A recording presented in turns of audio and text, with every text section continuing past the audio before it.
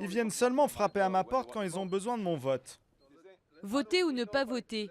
Ici à Moss Side, quartier populaire de Manchester, la question n'est pas de savoir quel parti choisir pour les élections législatives le 7 mai, mais plutôt si on va voter ou pas.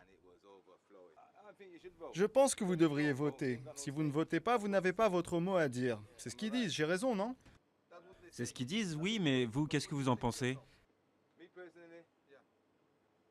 Personnellement, ça ne va pas m'aider que je vote ou non. Mais je dois voter pour empêcher l'autre parti de gagner. Du côté des jeunes, beaucoup d'entre eux refusent de prendre part aux élections. Pour moi, voter pour continuer avec les conservateurs ou avec d'autres, c'est pareil. Ils ne tiennent pas leurs promesses. Je n'ai pas confiance. D'après une récente étude, cette désillusion touche énormément de jeunes britanniques. Seuls 16% des jeunes de 18 à 24 ans iraient aux urnes le 7 mai.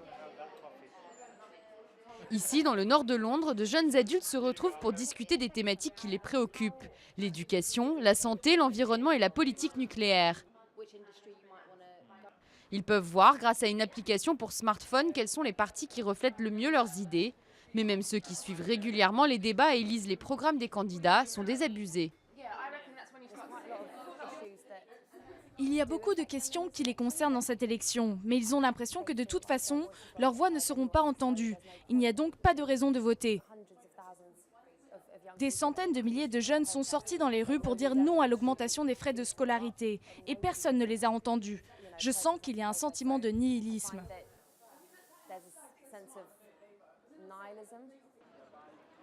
L'université de Manchester, comme Moss Side, soutient le principal parti d'opposition, le Labour. Lors des dernières élections de 2010, le taux de participation dans la circonscription de Manchester était le plus bas du pays, seuls 44,3% contre 65,1% dans le Royaume-Uni. Beaucoup d'étudiants sont rebutés par le ton du débat politique et se plaignent que les leaders des partis ne parlent pas leur langue. Ils n'ont pas vraiment mis l'accent sur les jeunes, sur ce qu'ils feraient pour nous. Ils peuvent dire ce qu'ils veulent devant les caméras, à la télé, mais je ne crois pas un seul mot de ce qu'ils racontent.